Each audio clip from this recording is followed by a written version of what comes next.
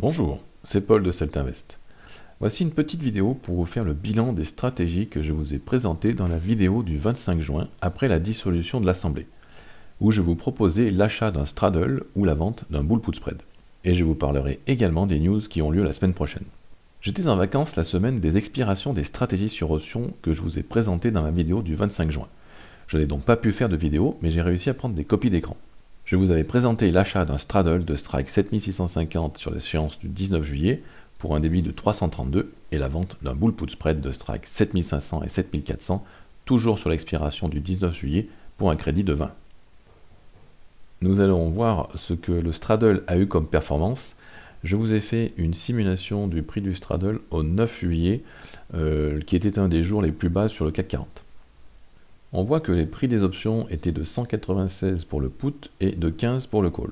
Mais dans ma simulation, j'ai oublié de modifier la volatilité implicite.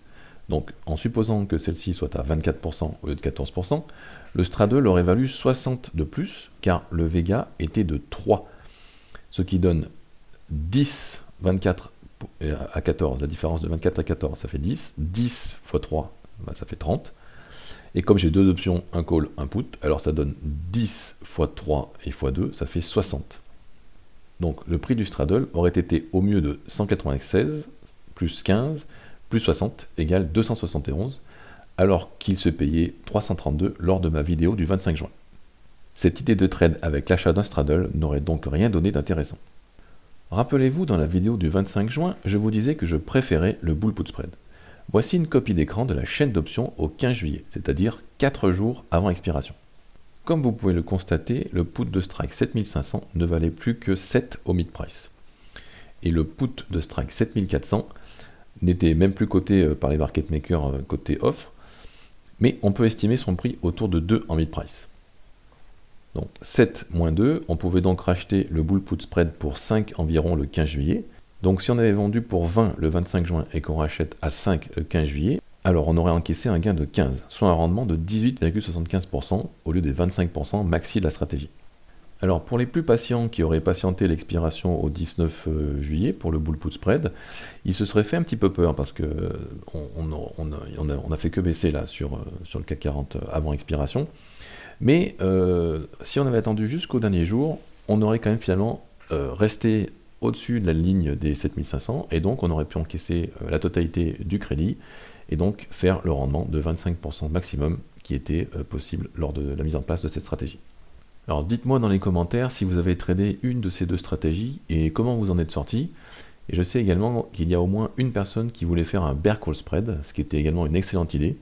Et donc j'aimerais savoir comment ça s'est passé pour cette stratégie. Très bien, j'imagine. En ce qui concerne la semaine prochaine, nous avons deux grosses news qui peuvent faire bouger fortement les marchés.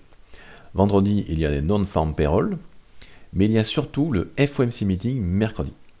Lors du dernier FOMC meeting, un élève avait placé un straddle avec un take profit de 15%. Puis sur mes conseils, il avait augmenté son take profit pour finalement sortir avec un rendement de 30% en 3 jours. Si vous aussi, vous voulez rejoindre un groupe d'excellence avec de vrais traders qui placent de vrais trades en temps réel, alors n'hésitez pas à rejoindre la formation complète. Alors je ne suis pas sûr que le straddle soit encore une fois une bonne idée car la volatilité était très basse lors du dernier FOMC meeting. En effet, vous voyez, elle était autour des 12%, alors qu'elle est aujourd'hui au-dessus des 18%. Donc soit une augmentation quand même de 50%. Le straddle va donc coûter plus cher et le mouvement devrait donc être aussi plus violent pour que cette stratégie soit rentable. Mais ça, seul l'avenir nous le dira. N'hésitez pas à me dire quelle stratégie vous pensez utiliser la semaine prochaine pour trader les news. Et n'oubliez pas de vous abonner, et merci à toutes les personnes qui likent et commentent les vidéos. N'hésitez pas également à me dire si vous avez pris le straddle ou le bull put spread qui était présenté lors de la vidéo du 25 juin, et me dire comment ça s'est passé. Je souhaiterais avoir vos retours. Je vous mets tous les liens utiles de cette vidéo dans la description, vous pourrez les cliquer dessus. Et je vous dis à bientôt pour une prochaine vidéo.